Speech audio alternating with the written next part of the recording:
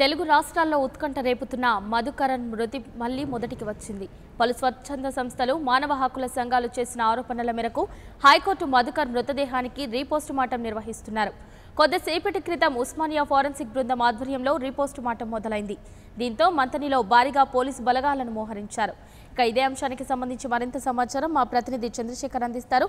చంద్రశేఖర్, చెప్పండి. లయ మంతిని మండలం ఖానాపూర్ లో ప్రస్తుతం ఉద్రిక్తమైనటువంటి పరిస్థితి నెలకొంది. ఎందుకంటే ఇటు ఉస్మానియా మెడికల్ కళాశాల, వరంగల్ మెడికల్ కళాశాలకు సంబంధించినటువంటి వైద్య బృందం ఇక్కడ చేరుకోవడం జరుగుతుంది.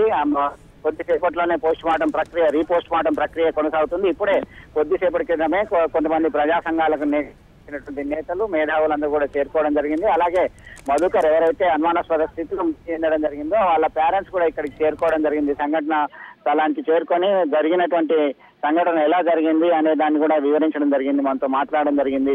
ఈ క్రమంలో పోలీసులు పెద్ద ఎత్తున ఇక్కడ బందోబస్తు ఏర్పాటు చేయడం జరిగింది. రీపోస్ట్ మార్టం జరిగితే గానీ నిజాలు బయటపడతాయి, హత్యనా అనేది కూడా మనకు తేలాల్సి ఉంది. ఈ క్రమంలో సర్వత్రా ఉత్కంఠ నెలకొన్నటువంటి క్రమంలో అందరూ కూడా పెద్ద ఎత్తున ఆసక్తిగా ఇక్కడ ఎదురు చూడడం జరుగుతుంది.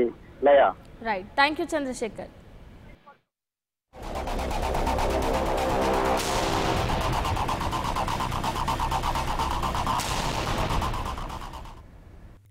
For more updates, please subscribe 99 TV Telugu.